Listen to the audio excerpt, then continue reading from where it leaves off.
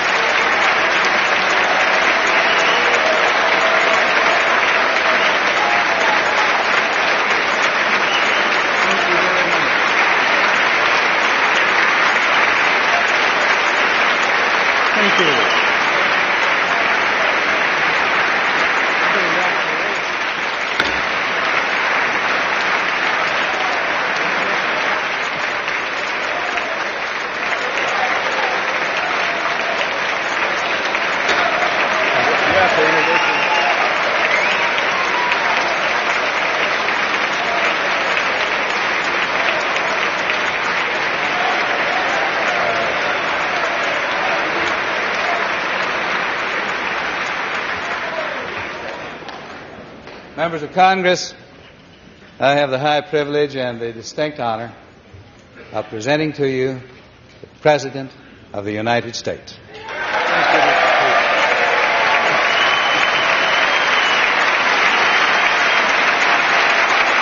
Thank you.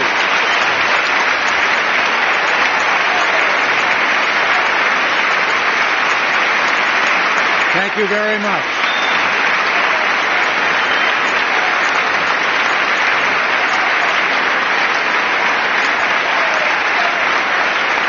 Thank you.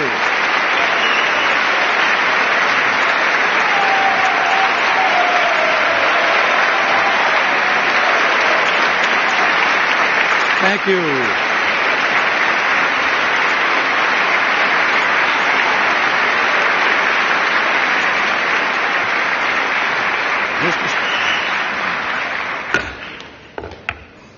Mr. Speaker, Mr. President, distinguished members of the House and Senate, when we first met here 7 years ago, many of us for the first time, it was with the hope of beginning something new for America. We meet here tonight in this historic chamber to continue that work. If anyone expects just a proud recitation of the accomplishments of my administration, I say let's leave that to history. We're not finished yet.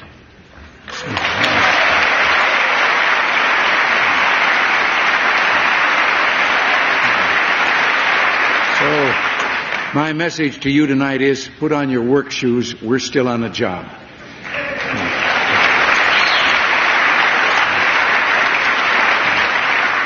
History records the power of the ideas that brought us here those 7 years ago. Ideas like the individual's right to reach as far and as high as his or her talents will permit. the free market as an engine of economic progress, and as an ancient Chinese philosopher, Lao Tzu, said, "Govern a great nation as you would cook a small fish. Do not overdo it." Well, these ideas were part of a larger notion, a vision, if you will, of America herself, an America not only rich in opportunity for the individual, but an America, too, of strong families and vibrant neighborhoods, an America whose divergent but harmonizing communities were a reflection of a deeper community of values. The value of work, of family, of religion, and of the love of freedom that God places in each of us and whose defense He has entrusted in a special way to this nation. All of this was made possible by an idea I spoke of when Mr. Gorbachev was here. The belief that the most exciting revolution ever known to humankind began with three simple words: we the people. The revolutionary notion that the people grant government its rights and not the other way around. And there's one lesson that has come home powerfully to me, which I would offer to you now. Just as those who created this republic pledged to each other their lives, their fortunes, and their sacred honor, so too America's leaders today must pledge to each other that we will keep foremost in our hearts and minds not what is best for ourselves or for our party, but what is best for America.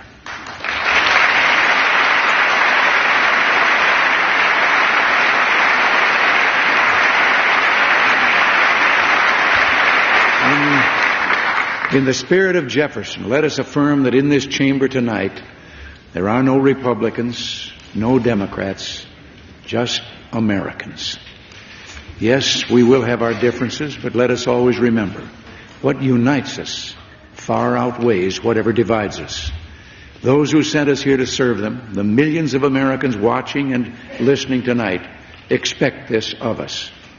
Let's prove to them and to ourselves that democracy works even in an election year. We've done this before, and as we've worked together to bring down spending, tax rates, and inflation, employment has climbed to record heights. America has created more jobs and better, higher-paying jobs. Family income has risen for 4 straight years, and America's poor climbed out of poverty at the fastest rate in more than 10 years.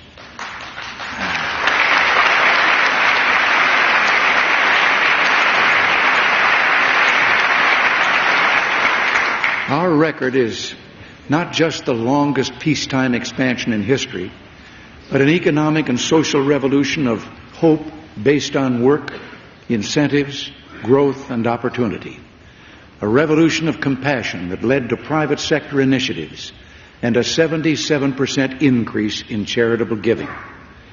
A revolution that at a critical moment in world history reclaimed and restored the American dream.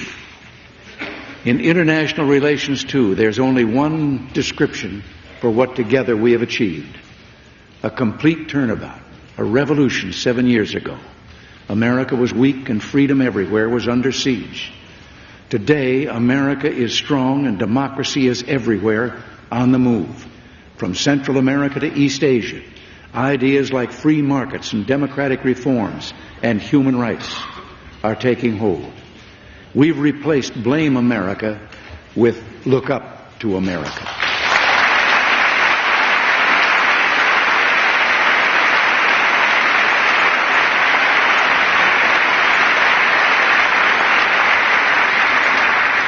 We've rebuilt our defenses, and of all our accomplishments, none can give us more satisfaction than knowing that our young people are again proud to wear our country's uniform.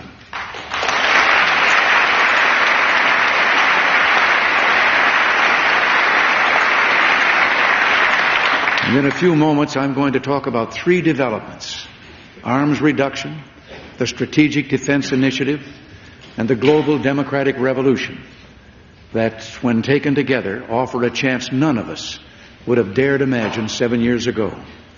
A chance to rid the world of the 2 great nightmares of the post-war era. I speak of the startling hope of giving our children a future free of both totalitarianism and nuclear terror. Tonight, then, we're strong, prosperous, at peace, and we are free. This is the state of our union. And if we will work together this year, I believe we can give a future president and a future Congress the chance to make that prosperity, that peace, that freedom, not just the state of our union, but the state of our world.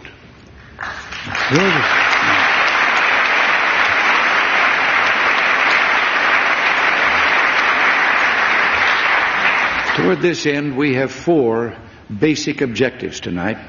First, steps we can take this year to keep our economy strong and growing, to give our children a future of low inflation and full employment. Second, let's check our progress in attacking social problems where important gains have been made, but which still need critical attention. I mean schools that work, economic independence for the poor, restoring respect for family life and family values. Our third objective tonight is global, continuing the exciting economic and democratic revolutions we've seen around the world.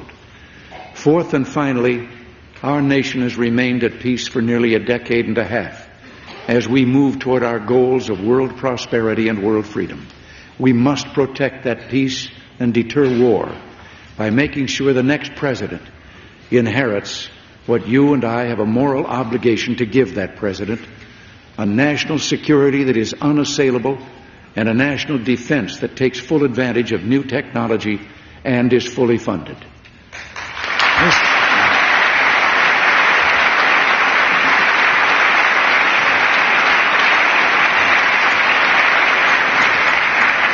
This is a full agenda.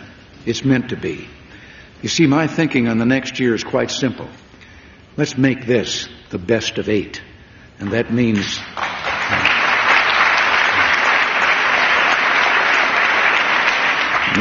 it's all out right to the finish line.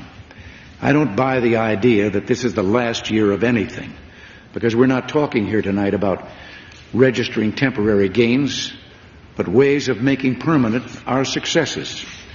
And that's why our focus is the values, the principles, and ideas that made America great. Let's be clear on this point.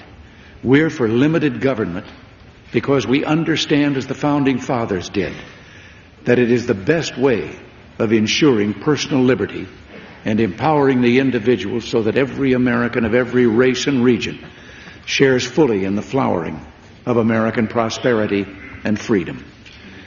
One other thing we Americans like: the future, like the sound of it, the idea of it, the hope of it.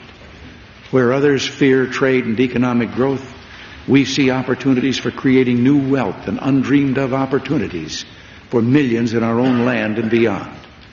Where others seek to throw up barriers, we seek to bring them down.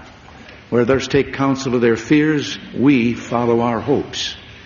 Yes, we Americans like the future and like making the most of it. Let's do that now. And let's begin by discussing how to maintain economic growth, by controlling and eventually eliminating the problem of federal deficits. We have had a balanced budget only 8 times in the last 57 years. For the first time in 14 years, the federal government spent less in real terms last year than the year before.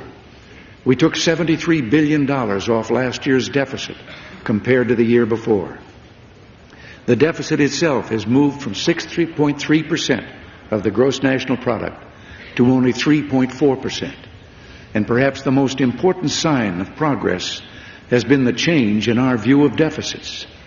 You know, a few of us can remember when, not too many years ago, those who created the deficits said they would make us prosperous and not to worry about the debt because we owe it to ourselves.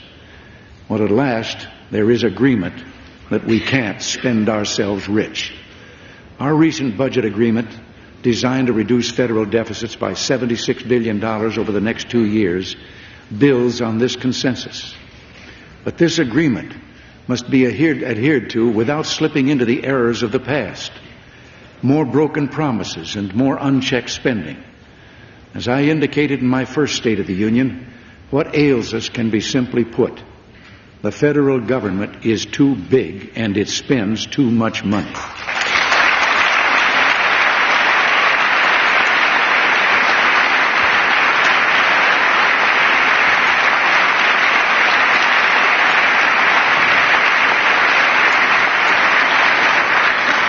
I can assure you, the bipartisan leadership of Congress, of my help in fighting off any attempt to bust our budget agreement.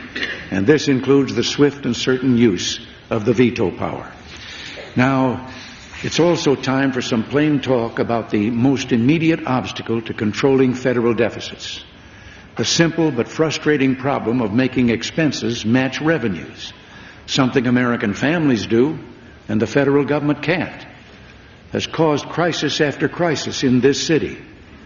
Mr. Speaker, Mr. President, I will say to you tonight what I've said before and will continue to say. The budget process has broken down. It needs a drastic overhaul.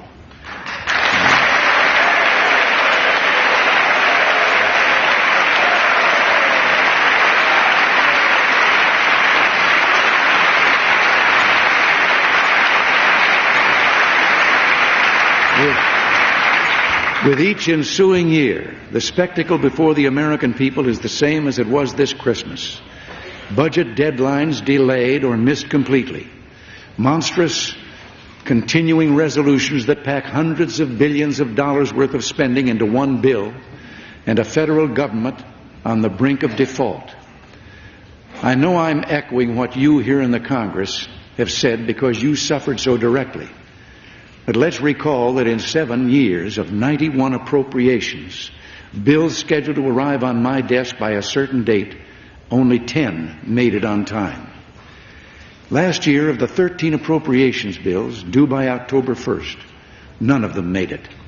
Instead, we had 4 continuing resolutions lasting 41 days, then 36 days, and 2 days, and 3 days, respectively. And then along came these behemoths.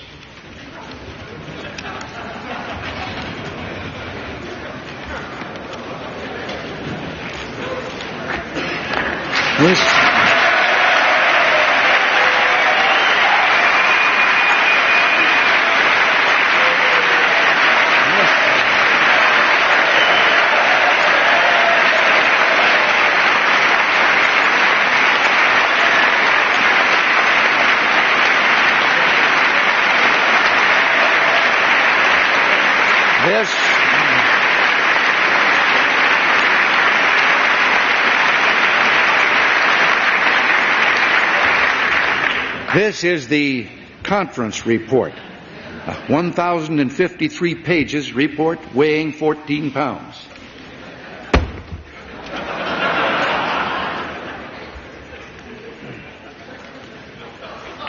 Then this, a reconciliation bill, 6 months late. That was 1,186 pages long, weighing 15 pounds. And the long-term continuing resolution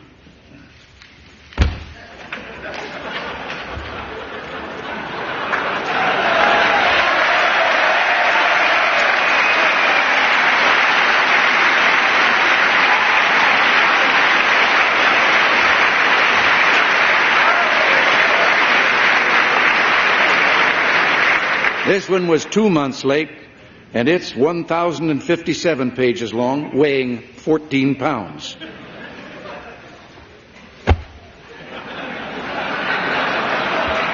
Now, that was a total of 43 pounds of paper and ink. You had 3 hours, yes, 3 hours to consider each. And it took 300 people in my Office of Management and Budget just to read the bill so the government wouldn't shut down. Congress shouldn't send another one of these.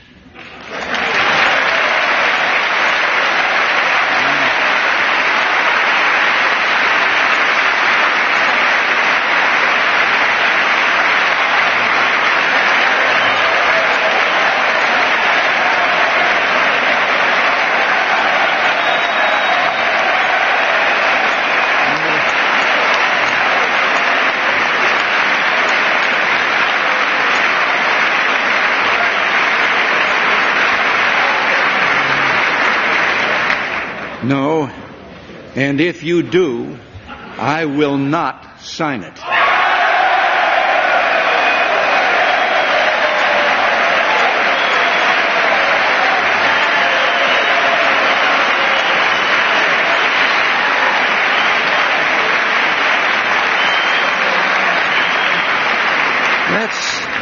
Let's change all this. Instead of a presidential budget that gets discarded and a congressional budget resolution that is not enforced, why not a simple partnership, a joint agreement that sets out the spending priorities within the available revenues? And let's remember, our deadline is October 1st, not Christmas.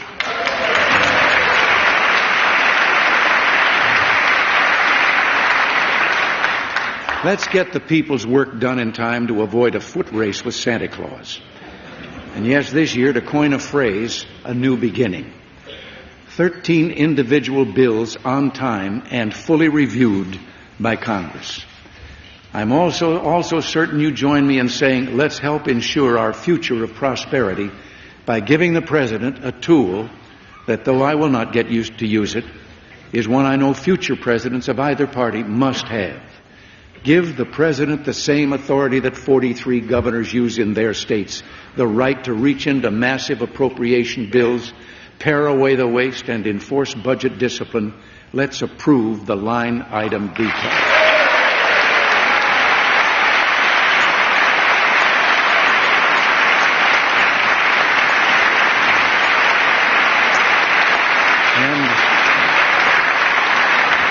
And let's take a partial step in this direction. Most of you in this chamber didn't know what was in this catch-all bill and report. Over the past few weeks, we've all learned what was tucked away behind a little comma here and there. For example, there's millions for items such as cranberry research, blueberry research, the study of crawfish, and the commercialization of wildflowers. And that's not to mention the 5 or so million that is so that people from developing nations could come here to watch Congress at work. I won't even touch that. So tonight I offer you this challenge. In 30 days, I will send back to you those items as rescissions, which if I had the authority to line them out, I would do so.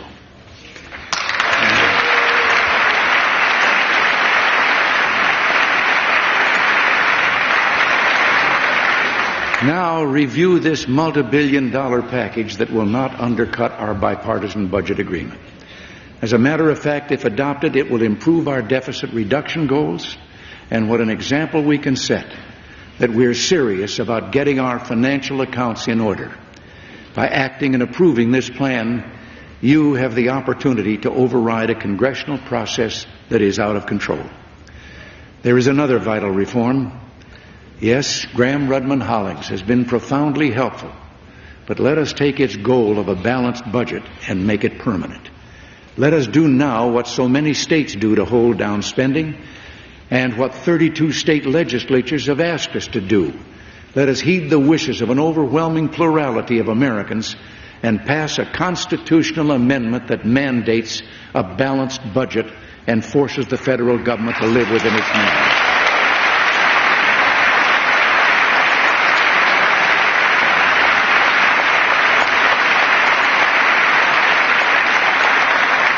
Reform of the budget process, including the line item veto and balanced budget amendment, will, together with real restraint on government spending, prevent the federal budget from ever again ravaging the family budget.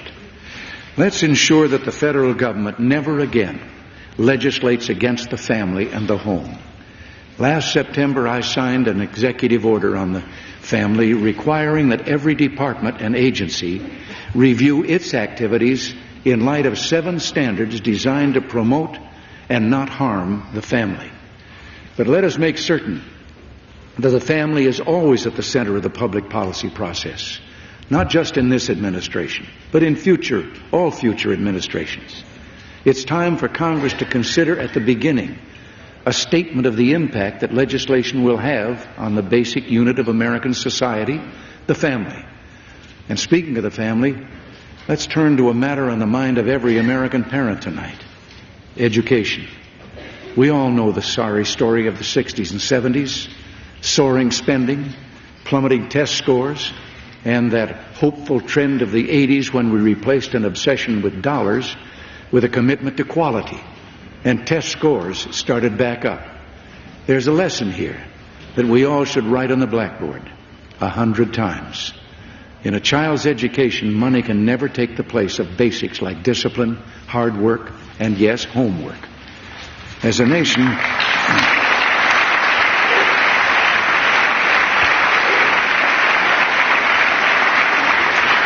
nation, we do, of course, spend heavily on education, more than we spend on defense.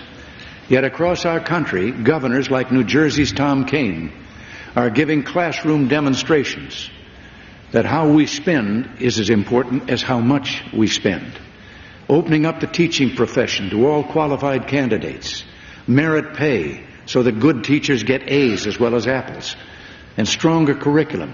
As Secretary Bennett has proposed for high schools, these imaginative reforms are making common sense the most popular new kid in America's schools. How can we help? Well, we can talk about and push for these reforms. But the most important thing we can do is to reaffirm that control of our schools belongs to the states, local communities, and most of all to the parents and teachers.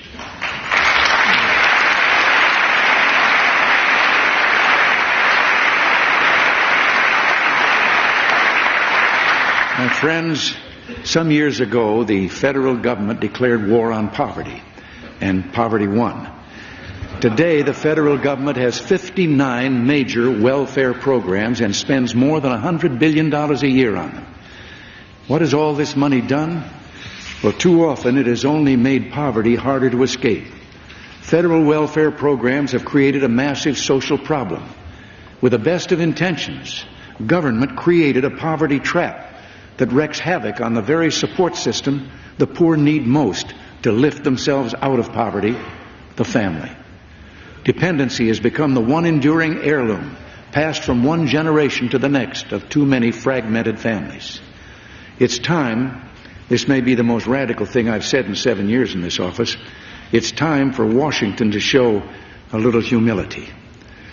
There are 1,000 sparks of genius in 50 states and 1,000 communities around the nation. It is time to nurture them and see which ones can catch fire and become guiding lights. States have begun to show us the way. They've demonstrated that successful welfare programs can be built around more effective child support enforcement practices and innovative programs requiring welfare recipients to work or prepare for work.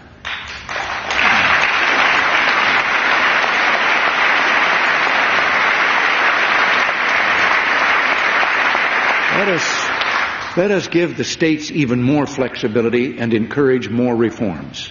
Let's start making our welfare system the first rung on America's ladder of opportunity, a boost up from dependency, not a graveyard, but a birthplace of hope.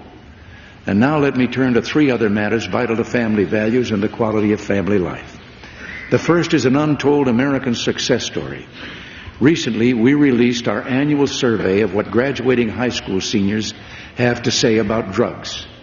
Cocaine use is declining, and marijuana use was the lowest since surveying began. We can be proud that our students are just saying no to drugs.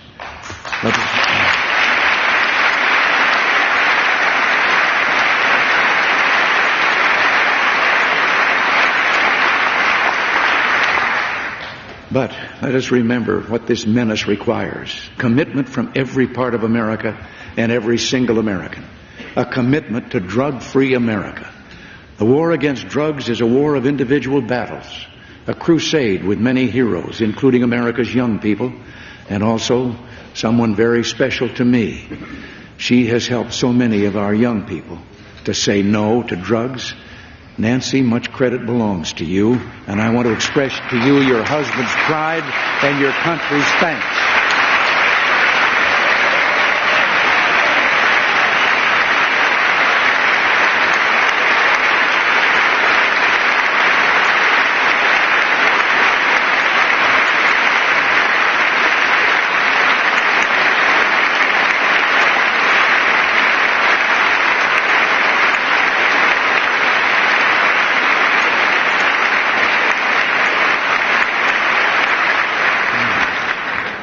Surprised you, didn't I? Well, now we come to a family issue that we must have the courage to confront. Tonight, I call America a good nation, a moral people, to charitable, realistic consideration of the terrible cost of abortion on demand. To say to those who say this violates a woman's right to control of her own body, can they deny that now medical evidence confirms the unborn child is a living human being entitled to life, liberty, and the pursuit of happiness?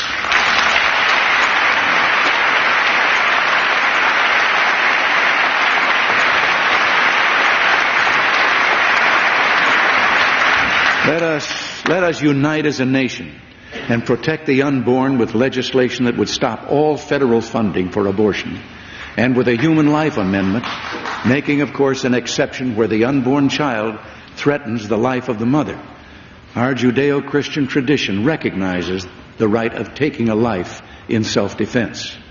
But with that one exception, let us look to those others in our land who cry out for children to adopt.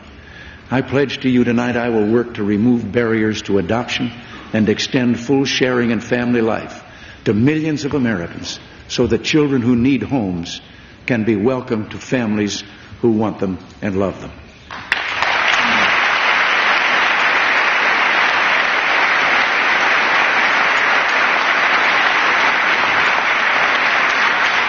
And let me add here, so many of our greatest statesmen have reminded us that spiritual values alone are essential to our nation's health and vigor.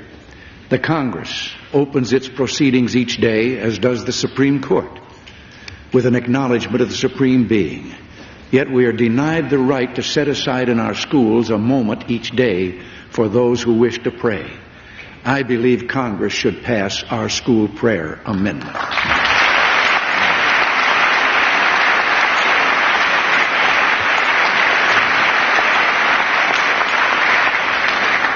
Now, to make sure there is a full 9-member Supreme Court to interpret the law, to protect the rights of all Americans, I urge the Senate to move quickly and decisively in confirming Judge Anthony Kennedy to the highest court in the land, and to also confirm 27 nominees now waiting to fill vacancies in the federal judiciary.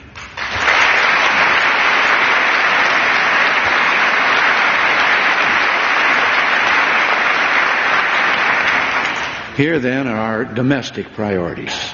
Yet if the Congress and administration work together, even greater opportunities lie ahead to expand a growing world economy, to continue to reduce the threat of nuclear arms, and to extend the frontiers of freedom and the growth of democratic institutions. Our policies consistently received the strongest support of the late Congressman Dan Daniel of Virginia.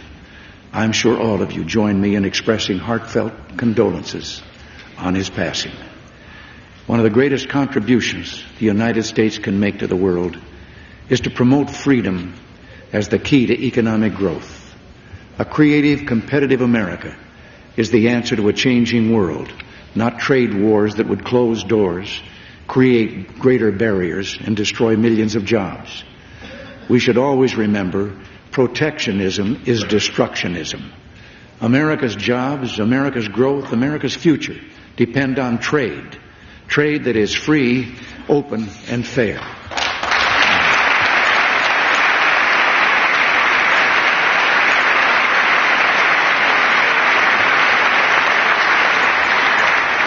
This year, we have it within our power to take a major step toward a growing global economy and an expanding cycle of prosperity that reaches to all the free nations of this earth. I'm speaking of the historic free trade agreement negotiated between our country and Canada.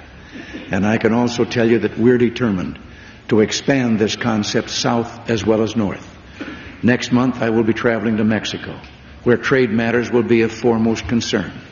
And over the next several months, our Congress and the Canadian Parliament can make the start of such a North American accord a reality. Our goal must be a day when the free flow of trade from the tip of Tierra del Fuego to the Arctic Circle unites the people of the Western Hemisphere in a bond of mutually beneficial exchange, when all borders become what the U.S.-Canadian border so long has been, a meeting place rather than a dividing line.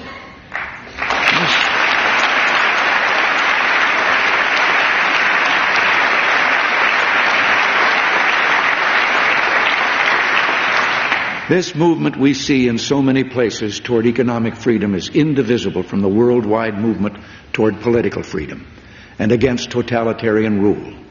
This global democratic revolution has removed the specter so frightening a decade ago of democracy doomed to permanent minority status in the world. In South and Central America, only a third of the people enjoyed democratic rule in 1976. Today, over 90% of Latin Americans live in nations committed to democratic principles. And the resurgence of democracy is owed to these courageous people on almost every continent who have struggled to take control of their own destiny. In Nicaragua, the struggle has extra meaning because that nation is so near our own borders. The recent revelations of a former high-level Sandinista major, Roger Miranda, show us that even as they talk peace, the Communist Sandinista government of Nicaragua has established plans for a large 600,000-man army. Yet even as these plans are made, the Sandinista regime knows the tide is turning, and the cause of Nicaraguan freedom is riding at its crest. Because of the freedom fighters who are resisting communist rule, the Sandinistas have been forced to extend some democratic rights, negotiate with church authorities, and release a few political prisoners. The focus is on the Sandinistas, their promises, and their actions. There is a consensus among the 4 Central American Democratic presidents that the Sandinistas have not complied with the plan to bring peace and democracy to all of Central America. The Sandinistas again have promised reforms. Their challenge is to take irreversible steps toward democracy. On Wednesday, my request to sustain the freedom fighters will be submitted, which reflects our mutual desire for peace, freedom, and democracy in Nicaragua. I ask Congress to pass this request. Let us be for the people of Nicaragua what Lafayette, Pulaski, and von Steuben were for our forefathers and the cause of American independence.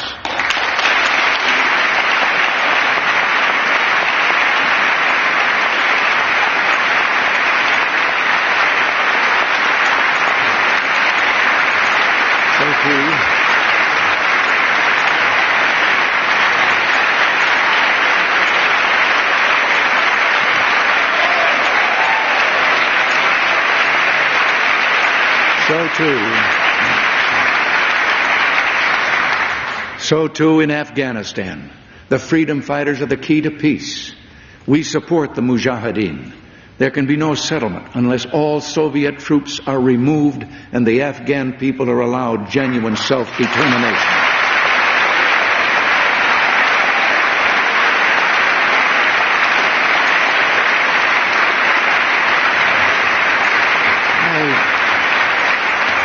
I have made my views on this matter known to Mr. Gorbachev, but not just Nicaragua or Afghanistan. Yes, everywhere we see a swelling freedom tide across the world. Freedom fighters rising up in Cambodia and Angola, fighting and dying for the same democratic liberties we hold sacred. Their cause is our cause, freedom. Yet even as we work to expand world freedom, we must build a safer peace and reduce the danger of nuclear war. But let's have no illusions. 3 years of steady decline in the value of our annual defense investment have increased the risk of our most basic security interests, jeopardizing earlier hard-won goals. We must face squarely the implications of this negative trend and make adequate, stable defense spending a top goal both this year and in the future. This same concern applies to economic and security assistance programs as well. But the resolve of America and its NATO allies has opened the way for unprecedented achievement in arms reduction. Our recently signed INF treaty is historic because it reduces nuclear arms and establishes the most stringent verification regime in arms control history, including several forms of short notice on-site inspection. I submitted the treaty today, and I urge the Senate to give its advice and consent to ratification of this landmark agreement.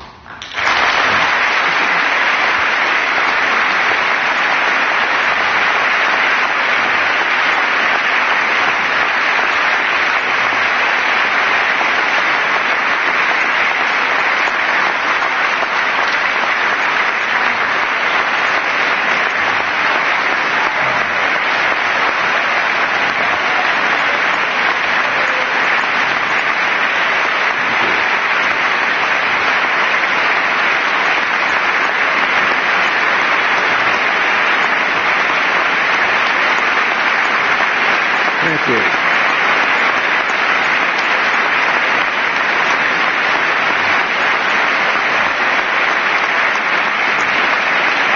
Thank you very much. In addition to the INF Treaty, we're within reach of an even more significant START agreement that will reduce U.S. and Soviet long-range missile or strategic arsenals by half. But let me be clear. Our approach is not to seek agreement for agreement's sake, but to settle only for agreements that truly enhance our national security and that of our allies. We will never put our security at risk or that of our allies just to reach an agreement with the Soviets. No agreement.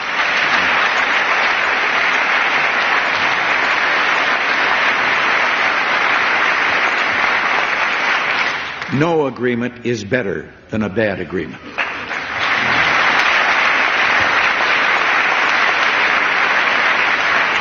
As I mentioned earlier, our efforts are to give future generations what we never had, a future free of nuclear terror.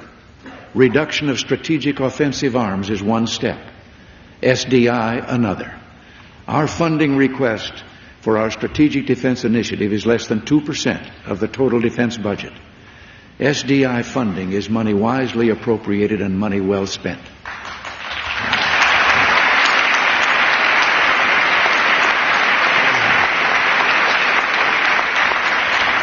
SDI has the same purpose and supports the same goals of arms reduction. It reduces the risk of war and the threat of nuclear weapons to all mankind. Strategic defenses that threaten no one could offer the world a safer, more stable basis for deterrence. We must also remember that SDI is our insurance policy against a nuclear accident, a Chernobyl of the sky, or an accidental launch, or some madman who might come along. We've seen such changes in the world in 7 years as totalitarianism struggles to avoid being overwhelmed by the forces of economic advance and the aspiration for human freedom. It is the free nations that are resilient and resurgent. As the global democratic revolution has put totalitarianism on the defensive, we have left behind the days of retreat. America is again a vigorous leader of the free world, a nation that acts decisively and firmly in the furtherance of her principles and vital interests. No legacy would make me more proud than leaving in place a bipartisan consensus for the cause of world freedom, a consensus that prevents a paralysis of American power from ever occurring again.